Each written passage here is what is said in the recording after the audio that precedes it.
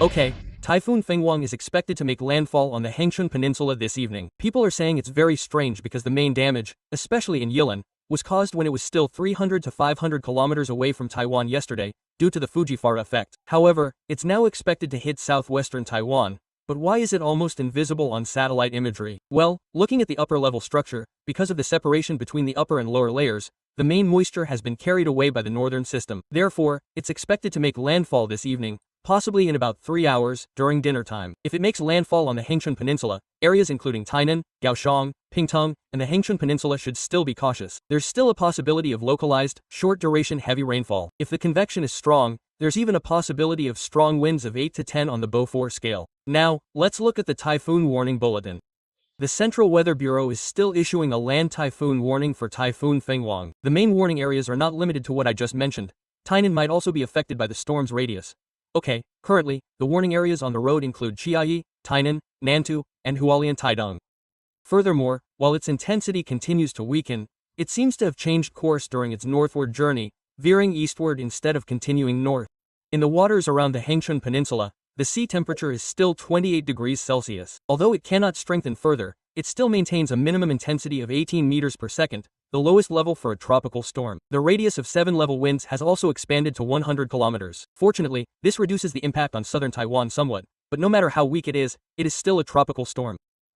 Therefore, looking at the radar echo map, we can see that the main rainfall is concentrated in 2 areas, north and south. Originally, there was more rain on the eastern side, but the orographic effect is not as significant today. Currently, areas including Songji and Xiamen in New Taipei City, and other northern coastal areas, are experiencing rainfall of 10 to 20 millimeters. The other area with significant rainfall is the Hengchun Peninsula. Looking at the next chart, the rainfall trend indicates that rain may continue to fall late tonight.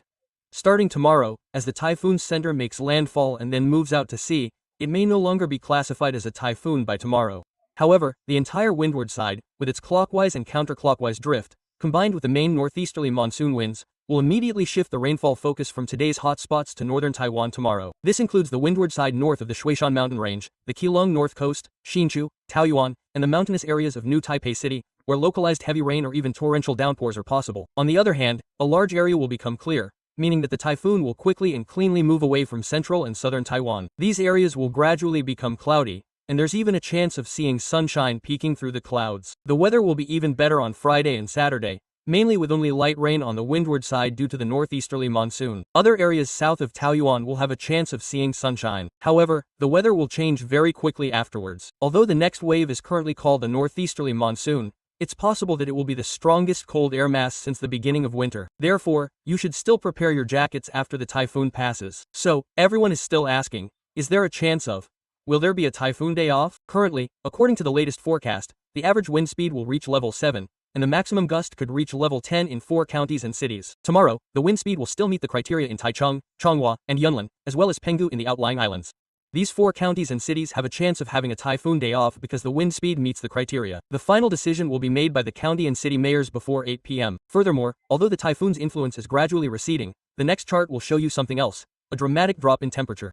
When will this happen?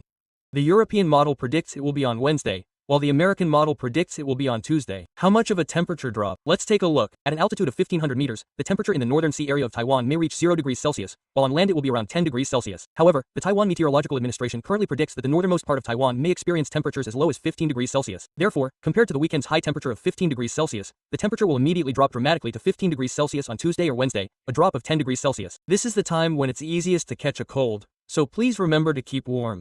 That concludes this weather report.